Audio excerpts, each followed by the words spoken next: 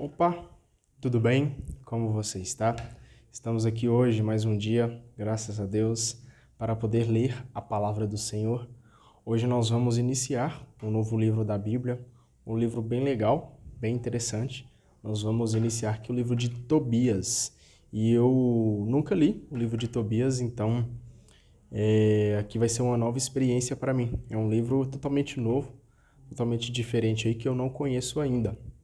Mas já dando uma leve lida aqui nos primeiros capítulos, algo que eu percebi no livro de Tobias que me chamou bastante atenção é que ele é um livro como se estivesse contando uma história.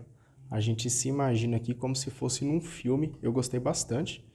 É como se tivesse ali a introdução da história, depois todo o desenvolvimento do filme. Imagine como se você estivesse assistindo um filme e depois ali tem um fechamento bem legal. E eu gostei bastante dessa forma que o autor de Tobias aqui colocou a forma de expressar as palavras de Deus, porque nos cativa. É uma forma um pouco diferente. Então, é bem interessante, nós prestamos bastante atenção. E eu queria que você que está assistindo esse vídeo aí pegasse a sua Bíblia, mas se imaginasse, cara, como se você estivesse ali vendo aquela situação acontecendo na sua frente, como se você estivesse assistindo um filme na televisão, né? Aqueles filmes que chamam bastante atenção, aqueles filmes que você fica com os olhos vidrados na tela e nada tira a sua atenção. Então, o livro de Tobias é bem legal. Nós vamos ler hoje do capítulo 1 de Tobias até o capítulo 3, ok? Então já pegue aí a sua Bíblia, o seu instrumento principal, para a gente ler a palavra do Senhor, e vamos iniciar aqui no primeiro capítulo de Tobias. História de Tobit, filho de Tobiel, filho de Ananiel, filho de Aduel, filho de Gabael, descendente de Aziel, da tribo de Neftali. No tempo de Salmanasar, rei da Assíria, Tobit foi exilado de Tisbé, que fica ao sul de Sedes, em Neftali, na Galiléia do Norte, acima de Azor, a ocidente, ao norte de Cefate. Então aqui nós já começamos com a história de Tobit. Tobit aqui é o pai de Tobias, ok? Eu, Tobit, durante toda a minha vida andei pelos caminhos da verdade e da justiça. Possamos andar também no caminho da verdade e da justiça, no caminho de Deus. Sempre dei ajuda aos meus irmãos e compatriotas, exilados comigo em Nínive, no país da Assíria. Quando eu era moço e estava na minha terra, no país de Israel, toda a tribo do meu antepassado Neftali se separou da dinastia de Davi e de Jerusalém, cidade escolhida por Deus, entre todas as tribos de Israel, para os sacrifícios. Aí foi construído e consagrado o templo para ser a morada perpétua de Deus.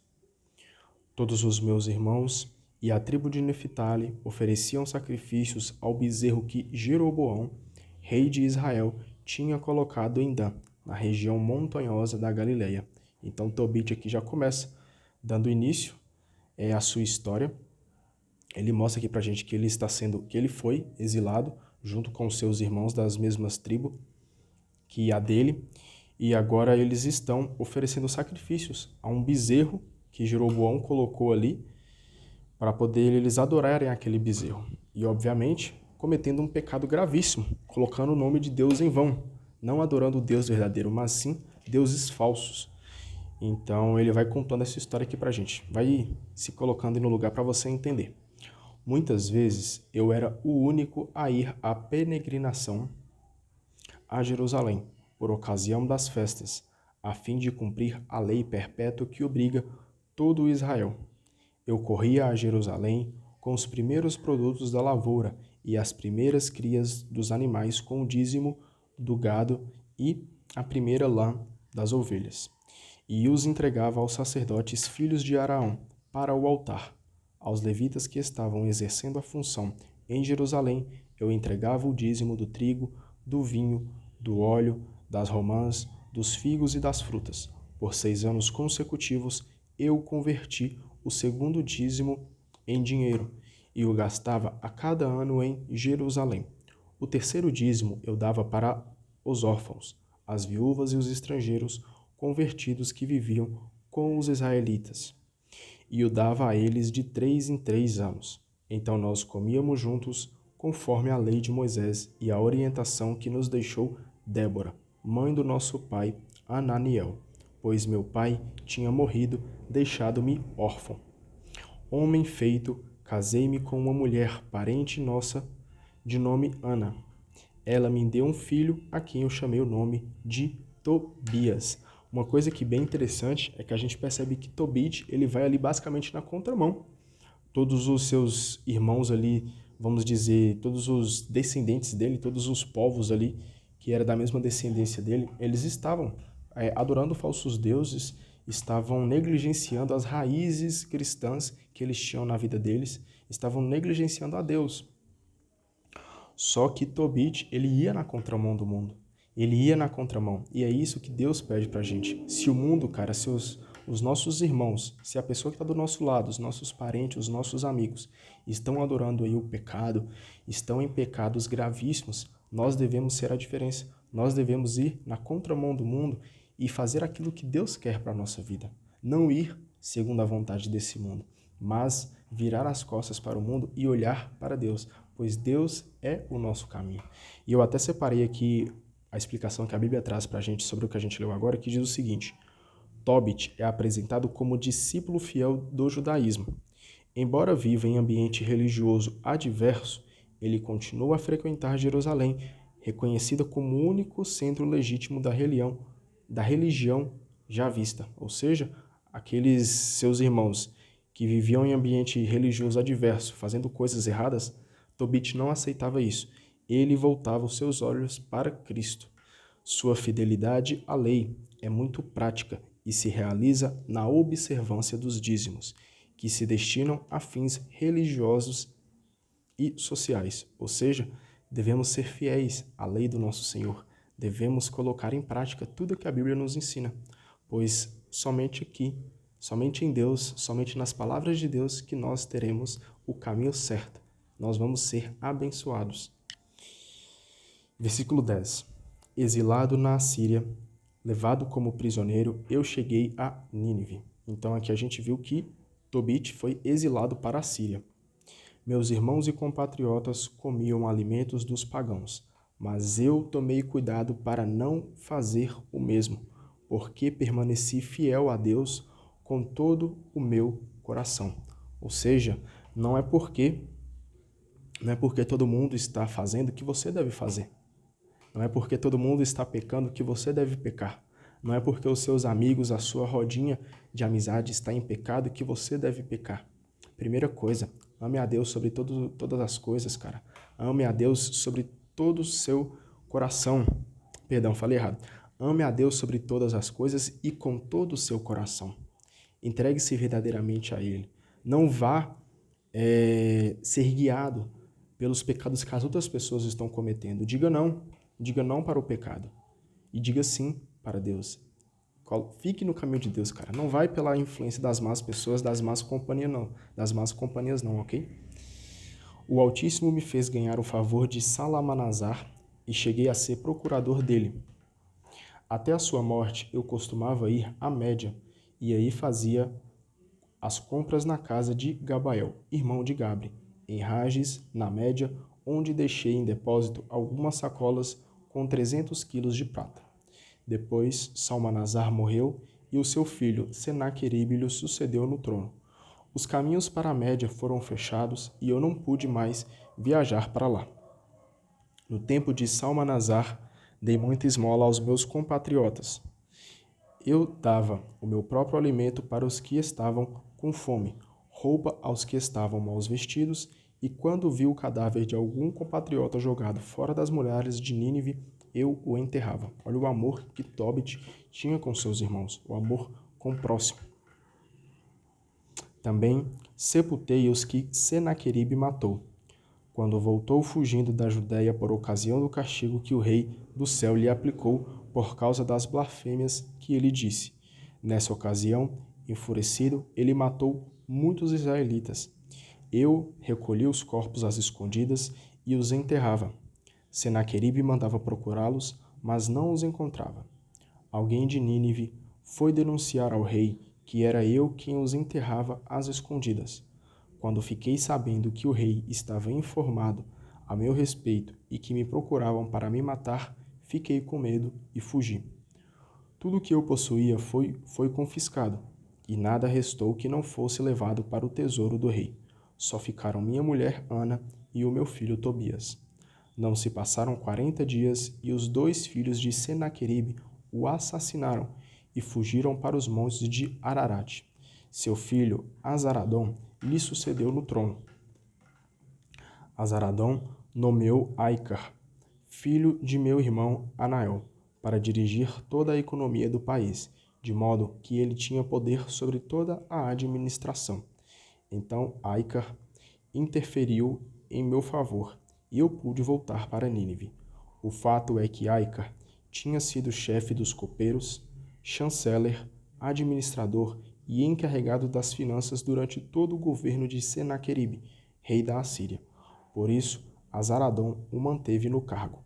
Aicar era da minha família, era meu sobrinho. Então aqui a gente já dá início aqui à história de Tobit. Vamos agora para o capítulo 2. Durante o reinado de Azaradom, eu pude voltar para minha casa e ter de novo minha mulher Ana e o meu filho Tobias. Em nossa festa de Pentecostes, isto é, na festa das semanas, foi-me preparado um belo almoço e eu me sentei à mesa para comer. Enquanto serviam a mesa e preparava vários pratos, eu disse ao meu filho Tobias: Filho, vá ver se encontra algum pobre entre os nossos compatriotas exilados em Nínive, alguém que permanece fiel a Deus de todo o coração, e traga-o aqui para almoçar conosco. Vou esperar você voltar, meu filho. Então Tobias foi procurar um pobre entre os nossos compatriotas. Ao voltar, disse: Meu pai. E eu perguntei: O que foi, meu filho? Ele continuou: Pai, assassinaram um compatriota nosso. Foi estrangulado e jogado na praça do mercado. Ainda está lá. Imediatamente deixei a mesa, sem ao menos provar o almoço. Fui buscar o corpo e o coloquei num quarto, esperando o pôr do sol para enterrá-lo. Voltando, lavei-me e fui almoçar cheio de tristeza, lembrando-me das palavras que o profeta Amós disse contra Betel. As festas de vocês vão se transformar em luto, e seus cânticos alegres em lamentações. E comecei a chorar. Logo que o sol se pôs, saí de casa, fiz uma cova e enterrei o corpo. Os meus vizinhos caçoavam de mim, dizendo: Ele não tem mais medo, por esse motivo já foi procurado para ser morto. Da primeira vez conseguiu fugir, agora está aí, de novo, enterrando os mortos. Uma coisa que é bem interessante é que nós percebemos que Tobit, mesmo ali diante das dificuldades, mesmo ele sendo até ameaçado pelo rei aqui Senaqueribe, que matava as pessoas e deixava elas soltas ali pelo caminho, Tobit, ele era totalmente fiel aos costumes do seu povo. Então, ele viu seus irmãos ali falecidos e eles não deixavam os corpos ali vegetando. O que ele fazia? Ele pegava aquele corpo e o enterrava. E até uma coisa muito importante é que o não sepultamento dessas pessoas, elas acarretavam, segundo a tradição deles, na maldição para o falecido. Então, Tobit, ele pensava muito no próximo. Ele tinha um amor muito grande ao próximo, mesmo aquele próximo não tendo mais vida. Então, segundo o costume do povo, para que aquele falecido não seja amaldiçoado, era preciso enterrá-lo.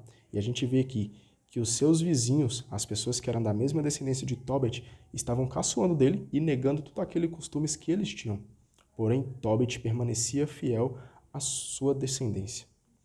Nessa mesma noite, depois de tomar banho, fui para o pátio de minha casa e deitei-me junto ao muro do pátio, com o rosto descoberto por causa do calor.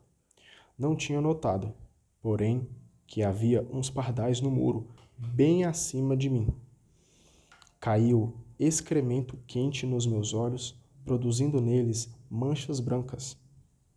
Fui aos médicos para me tratar, porém, quanto mais pomadas aplicavam, mais as manchas aumentavam, até que fiquei completamente cego. Fiquei cego durante 4 anos. Todos os meus irmãos lamentaram muito a minha sorte. Aicar me sustentou por 2 anos até que se mudou para Elimaida. Nessa situação, minha mulher Ana começou a trabalhar para ganhar dinheiro. Fiava lãs e recebia tela para tecer. Entregava as encomendas e os fregueses lhe pagavam o trabalho. No dia 7 do mês, Distros, ela terminou uma dessas encomendas e a entregou aos fregueses. Eles lhe pagaram tudo e ainda lhe deram um cabrito para o almoço. Quando ela chegou em casa e o cabrito começou a berrar, eu a chamei e lhe perguntei: de onde veio esse cabrito? Será que não foi roubado? Devolva ao dono. Não podemos comer nada que seja roubado. Ana me respondeu: eles me deram o cabrito além do pagamento. Eu não acreditei e insisti para que me devolvesse o cabrito aos donos, para que devolvesse o cabrito aos donos. Eu estava envergonhado por causa dela. Então ela me disse: onde estão as suas esmolas? Onde está o bem que você fez? Está vendo a que ponto chegou? Olha para você ver, cara, a situação aqui que Tobit se encontra. Ele foi deitar na beirada do muro e alguns pombos, alguns pássaros, jogaram excremento nos seus olhos e ele ficou cego. E aqui basicamente ele perdeu aquilo que ele achava de valioso, que era a sua força para poder trabalhar. Porém, ele se esquecia que o mais valioso que ele tinha era o Deus poderoso que poderia agir na vida dele. E até mesmo a sua mulher, a sua esposa, começou a duvidar da capacidade dele. Então, basicamente, ele estava se sentindo aqui como se fosse alguém inútil. Porém, aqui no capítulo 3, Tobit vai nos ensinar que nós não somos inúteis. Nós somos filhos de Deus. E Deus escuta as nossas orações, até mesmo nos momentos que nós estamos mais fracos, no momento que estamos aí com mais dificuldades. Presta atenção para você ver. Vamos aqui agora para o capítulo 3. Muito entristecido com tudo isso, soluçando e chorando, comecei a rezar. Olha o ensinamento que Tobit passa para a nossa vida. Quando estivermos tristes com toda e qualquer situação que tenha acontecido com nós, com a nossa vida, é pedir perdão para Deus, é rezar, é orar. Pois a gente acha, tem algumas pessoas que acham, que acreditam que os cristãos, por adorar um Deus maravilhoso, que elas não vão ter sofrimentos. Não é isso. Os cristãos também têm as suas dificuldades, os cristãos também têm problemas. Porém, todas as vezes, escuta você, minha irmã, meu irmão, todas as vezes você que confia em Deus, se sentir triste, se sentir chateado com alguma coisa que está dando de errado, que está dando de errado na sua vida, cara, reze, ore, converse com Deus. Você pode ter certeza que Ele vai te ouvir. E Ele vai cuidar de tudo. Então é entregar a sua vida, os seus caminhos ao Senhor e Ele vai agir. Pode ter certeza. Senhor, olha para você ver a súplica que Tobit faz aqui para a gente. Faz para Deus, para a gente entender aquilo que ele falou. Senhor, Tu és justo, e Tuas obras todas são justas. Tu ages com misericórdia e fidelidade. Tu és o juiz do mundo. Agora, Senhor, lembra-te de mim e olha para mim. Não me castigues pelos pecados e erros meus e de meus antepassados, que cometemos em Tua presença, desobedecendo aos Teus mandamentos. Então, olha para você ver. O pedido de perdão, como ele é importante. Se tomarmos a consciência de que nós somos seres pecadores, que nós erramos, que nós falhamos, tomando essa consciência, é voltar para o braço do Pai, é se arrepender verdadeiramente, é pedir misericórdia para Ele, pois como a palavra fala, Tu ages com misericórdia e fidelidade, ou seja, nos ensina que Deus é um Deus misericordioso e Ele é fiel. Então, é graças à misericórdia do Pai que Ele nos perdoa. Mas para isso, nós precisamos pedir perdão. É necessário a súplica, é necessário a humildade de compreender que nós somos pecadores e devemos pedir perdão todos os dias. fechar os nossos olhos e pedir para Deus: Deus, perdoe-me das minhas fraquezas, perdoe-me, Pai. E você pode ter certeza que diante da sua súplica, diante da sua oração de pedido de perdão, Deus está te ouvindo. Então, ore, fale com Deus, peça perdão, pois Ele quer ouvir a tua voz. Ele quer ouvir Ele quer te ouvir e Ele quer te perdoar. Tu nos integraste ao saque, ao exílio e à morte, transformando-nos em piada, comentário e desprezo de todas as nações por onde nos espalhaste. Sim, todas as suas sentenças são justas, quando me tratas segundo as minhas faltas, porque não cumprimos teus mandamentos, nem procedemos lealmente em tua presença. Então, nós não podemos esquecer que nós temos um Deus que é justo. Todas as vezes que nós falhamos, que nós não cumprimos com os mandamentos dele, é necessário que a gente saiba que se estamos tomando consciência, que estamos fazendo com consciência o pecado e estamos indo contra a vontade de Deus e não estamos cumprindo com o mandamento que Ele pede, saiba que nós temos um Deus justo. E a sentença que Ele vai colocar diante da nossa vida é uma sentença justa. Então não há por que reclamar. O conselho que nós podemos passar para nossos irmãos, inclusive para mim, é arrependimento. É arrependimento, porque se nós formos pagar por tudo aquilo, todos os erros que nós cometemos, cara, o trem vai ser feio. Então é se arrepender porque Deus, com a sua justiça, Ele é capaz de enxergar em nós o bem. Com a sua misericórdia, Ele é capaz de enxergar que nós podemos muito mais e que nós podemos virar os nossos olhos para Ele e nos tornarmos santos. Então não tenha medo, meu irmão, não tenha medo de pedir desculpa para Deus. Agora, faze de mim o que desejares, manda que me tirem a vida e eu desaparecerei da face da terra. E em terra me transformarei. Sim, é melhor morrer do que viver, pois sofro ultrajes que não mereço e a tristeza me invade. Manda, Senhor, que eu seja liberto dessa prova. Deixe-me partir para a morada eterna, e não afastes o teu rosto de mim. Senhor, sim, é melhor morrer do que viver, aguentando esta prova e ouvindo tantos ultrajes. Olha para você ver aqui o ponto que Tobit chega.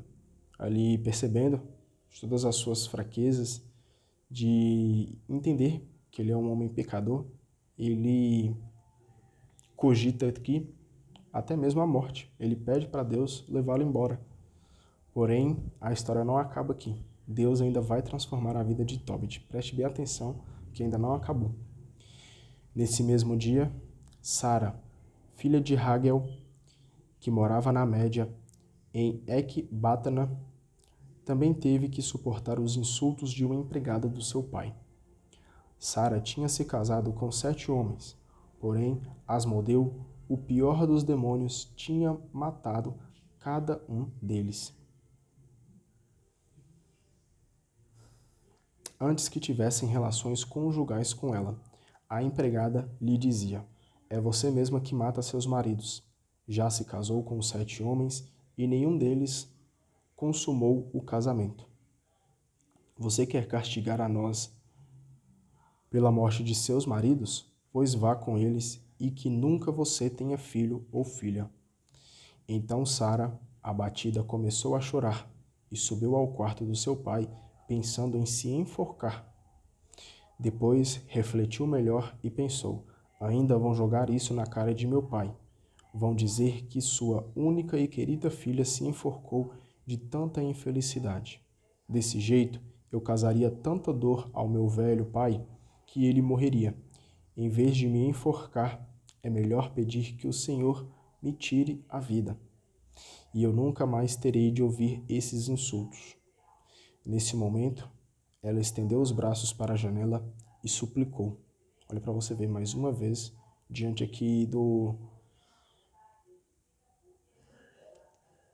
mais extremo, cara, de querer tirar a sua própria vida. Ela quis até se enforcar, mas ela suplicou para os braços do Pai. Ela suplicou ela fez a sua oração para Deus. Bendito sejas tu, Deus misericordioso.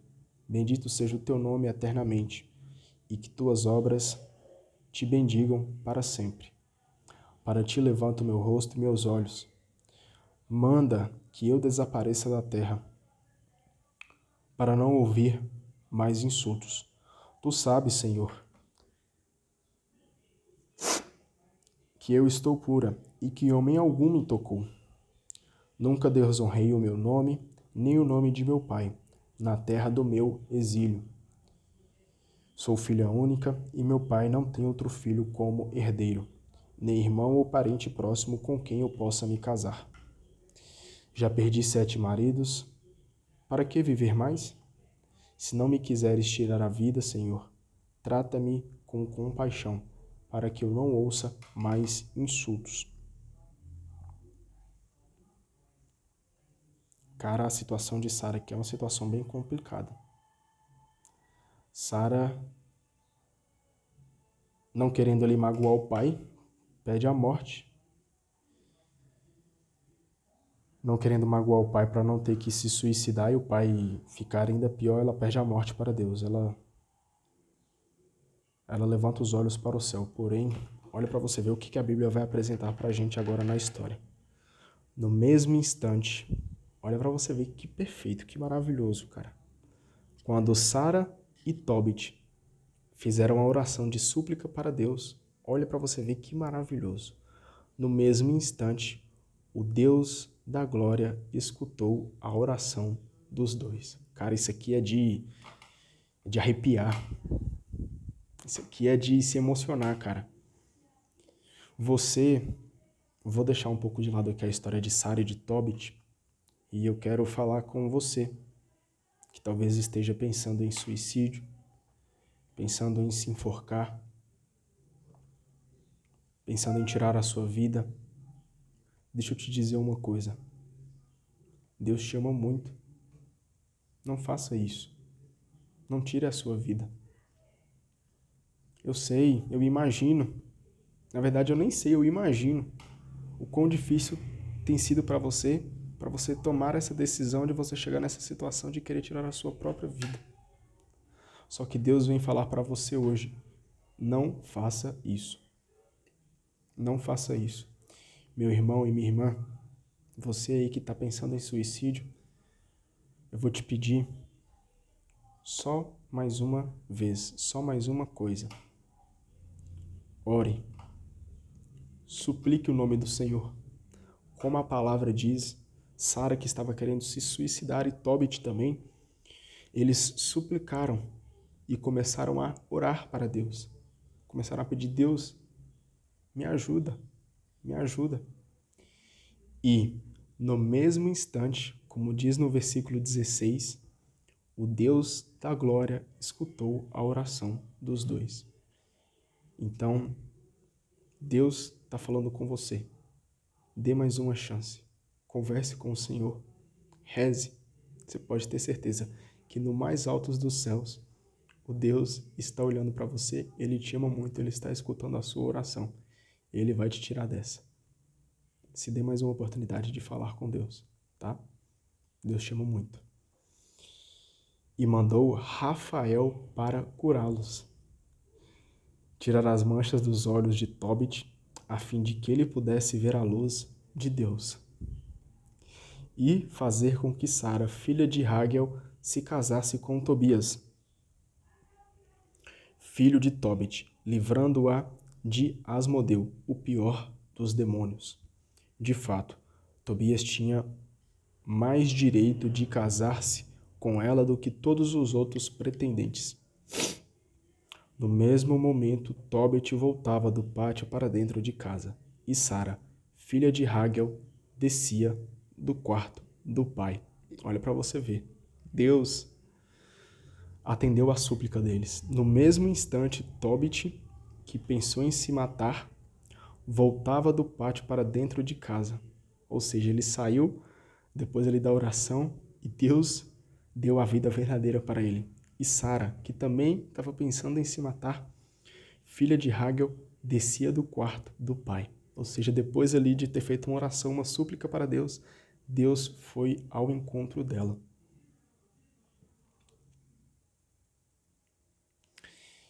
Então, eu até anotei aqui algo que essa passagem me tocou muito, é que Deus, ele escuta e se dispõe a libertar aqueles que o invocam. Então, se você está aí com pensamentos de morte, pensamentos de suicídio, eu só quero te dizer uma coisa. Deus, ele te escuta e ele te liberta todas as vezes que você o invoca. Então, dê mais uma chance. Vai agora neste momento, cara. Vai agora neste momento, moça. E ore para Deus. Reze para o nosso Senhor. Pode ter certeza que você, invocando o nome dele, ele vai te abençoar. Tá? Se dê mais uma chance. Se dê mais essa oportunidade. Deus, ele está se dispondo para salvar a sua vida. Invoque o nome do Senhor. E só para a gente poder finalizar, aqui no versículo 17, que Deus manda, e fala o seguinte, e mandou Rafael para curá-los. Olha para você ver. Deus usou ali de um anjo, o anjo Rafael, cujo nome significa Deus cura, é a personificação do próprio Deus agindo. Então, peça, ore, reze, e você pode ter certeza que Deus vai cobrir a tua casa com os teus anjos e Ele vai te libertar e vai te dar a vida verdadeira. Se você crê, diga amém. Cara, eu fico sem palavras, sinceramente. Deus age na nossa vida, cara. Deus age na nossa vida todas as vezes que invocamos o nome do Senhor. Então, não negligencie isso. Se você já tem muito tempo que não falou com o Pai, hoje é o dia. Hoje é o dia. Então, minha irmã e meu irmão, terminando esse vídeo aqui, ore, converse com Deus, Ele quer ouvir a sua voz, tá bom? Deus abençoe você e amanhã nós estamos de volta. Até mais.